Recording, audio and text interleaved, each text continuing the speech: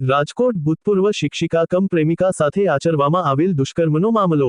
બળાત્કારના આક્ષેપિત ધ્રુવલ દેસાઈની પત્ની સહિતના દ્વારા કરવામાં આવી રજૂઆત. પતિ પર બળાત્કારની ખોટી ફરિયાદ નોંધાવવામાં આવી છે. સાક્ષી દેસાઈ, ભૂતપૂર્વ શિક્ષિકાએ મારા પતિને ફસાવ્યો હતો. પોલીસ કમિશનરને રજૂઆત કરવામાં આવી છે કે અમારા પુરાવાઓ પણ ધ્યાને લેવામાં આવે. અહેવાલ સંજય પોપટ. મારું નામ સાક્ષી ધ્રુવલ દેસાઈ છે.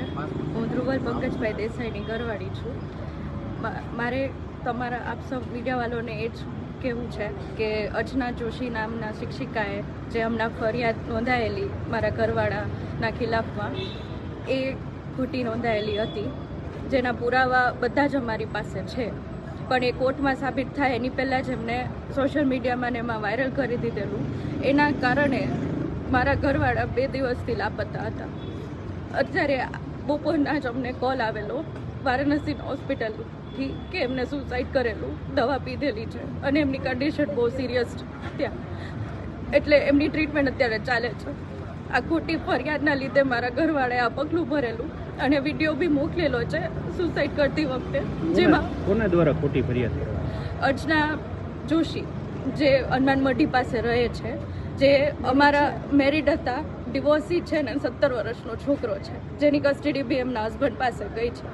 અને એમને આવા જ કેટલા બી અફેર હતા. મારા ઘરવાળો પહેલો નહોતો અને આ બધું જાણી જોઈને એમને કરેલું છે. અમે એમને માંગણી કરેલી, એટલા પૈસા બી આપેલા હતા. જ્યારે મારા ઘરવાળાએ તો કોઈ વાયદા જ નથી કર્યા એમને લગ્નના. જે લગ્નનો વાયદાનો દાવો કરે છે એ ખોટો છે.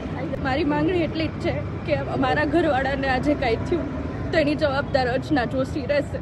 અને તમામ મીડિયાવાળાને હું કહું છું કે મારા ઘરવાળો જ્યારે સાબિત ન થયું કોર્ટમાં કે એને આ અપરાધ કર્યું છે કે એને આવી રીતે કર્યું હતું, એની પહેલાં જ તમે એમને વાયરલ કરી દીધા, અમારી બદનામી કરેલી, એના લીધે આ પગલું ભરેલું છે.